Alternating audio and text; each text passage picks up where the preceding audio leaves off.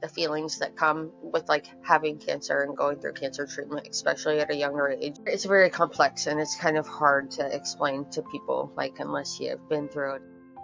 I began my career as a hairstylist and esthetician about a year before I was diagnosed.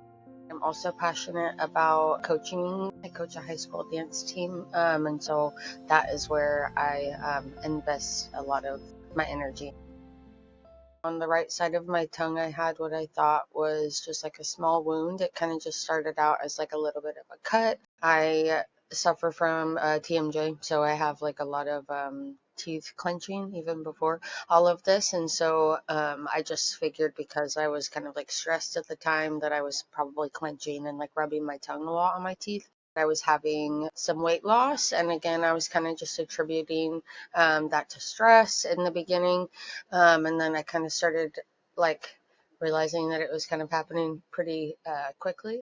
And then I started having some really pretty severe ear pain on that right side that was kind of not going away, and a lot of pressure. It was making it really hard to sleep at night with like laying down and having like pressure on my head. And so that's kind of what originally, finally, after all of those things, brought me into Ask My Doctor. He originally was kind of also like that also kind of sounds like symptoms that could be stress. And then he said, but with the weight loss and the like lack of appetite, he said that kind of raises a red flag for me for potentially Crohn's disease or some sort of like digestive. And so he said that a symptom of Crohn's disease can be mouth ulcers. And so he thought that that could potentially be what was going on with my tongue. He put in a referral to the ear, nose, and throat doctor. The doctor looked at it. He immediately was kind of like, I want to rule out that that's cancer. Can we do a biopsy? And I was like, what? I was diagnosed with stage 3 squamous cell carcinoma of the tongue. The reaction was pretty traumatizing. I read it in my mind chart when I was home alone on a Saturday. The ear, nose, and throat doctor called us back and confirmed that that's what it was, and then kind of got the ball rolling, talking about doing a referral up to OHSU up in Portland. That's where I ended up having my surgery. The surgery was 10 hours. Total reconstruction. I had a total neck dissection with lymph nodes removed, because when they got into the surgery, they looked enlarged or inflamed, and so they removed them to be able to get clear margins. I had 2 drain tubes on the right side and 1 drain tube on the left side, and that was pretty gruesome. I also had a trach tube for my breathing way because there was so much swelling in my mouth. I had a hemiglossectomy, so about half of my tongue, and they replaced it with the tissue from my arm. And they used also this artery right here to reconnect the blood flow so that my tissue on my tongue could continue to get blood flow to stay alive. And originally, my tongue was like the color of my arm, which is pretty pale. And now it's kind of over time adjusted. It's still like you can tell it's definitely lighter. I was very groggy. I had an NG tube in my nose because I wasn't able to eat. The hospital stay was 10 days, and I had my NG tube removed on the last day. I had the first day an allergic reaction to the IV medication that they gave me during my hospital stay. For like the first 5 days or so while I had the trach tube, I wasn't able to talk. So I was communicating through writing on a whiteboard to my mom and kind of relaying that way and kind of writing notes. It was a very exhausting first day. That was like pretty emotional for me, because in the moment it's a lot of like why is this happening to me? It is overall like a very devastating experience, and so kind of being able to look back and like laugh a little bit at some of the times that were a little bit lighthearted is helpful in healing. I got notification the day before my second surgery that my insurance denied. We ended up having to file an appeal for it. Appeal got denied at first. She wrote a letter like for me to be able to send and explaining like why this was necessary surgery. We did a second appeal, and then after that they got approved. And then I ended up having my second surgery after they took the skin from my wrist and put it on my tongue. They had to replace that skin with something else. They took a patch of skin from my thigh on the second surgery and replaced it with the tissue here because that's the most similar.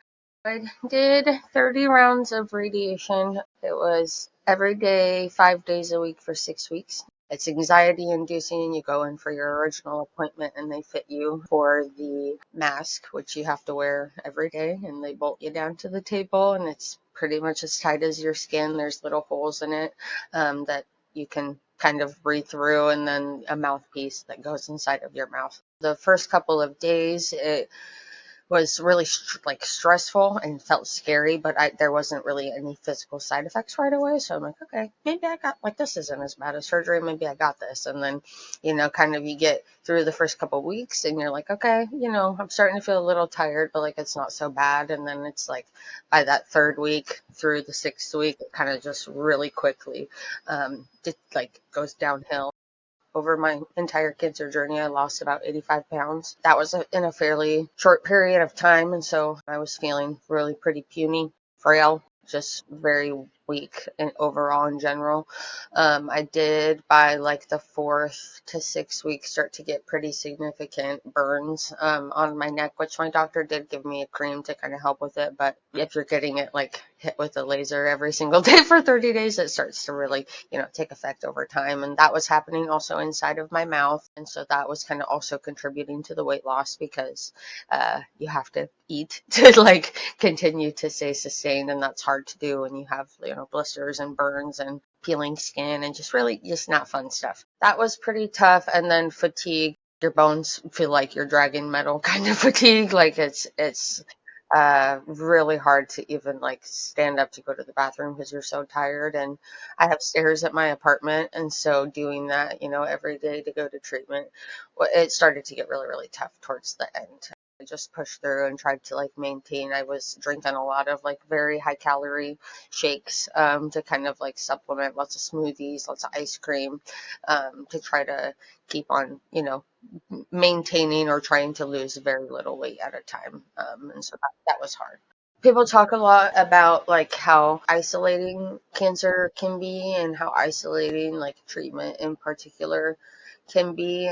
When you kind of first reveal like pretty devastating news like that to people, whatever that looks like for you, it feels like everybody like drops what they are doing and are like really there for you. There was so many people that stepped up for me, like in so many incredible ways that I am like eternally so grateful and thankful for.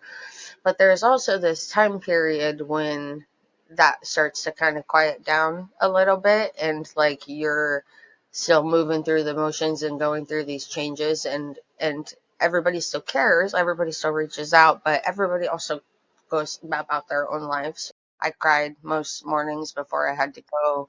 I experienced like a lot of, another thing is a lot of nausea.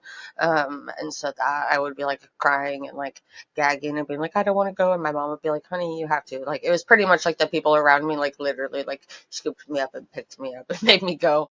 I feel like I have gotten a lot of comments over time, and everything is very well intentioned, but it's just a lot of comments of like, well, at least you're young, so like you can bounce, maybe it's not affecting you as bad, or maybe you can bounce back quicker.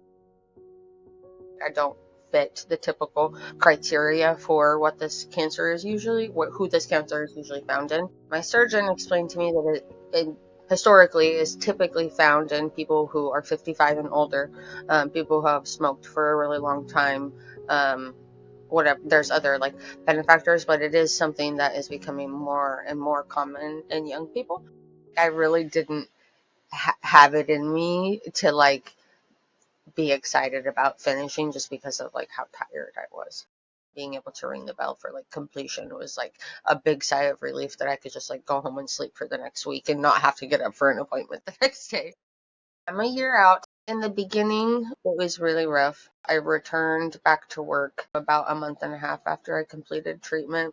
I feel like physically I wasn't quite ready, but I didn't realize how like mentally not ready I was until I really just kind of got back into the swing of things, which is like very weird to step into like your old life when you feel like a completely different person.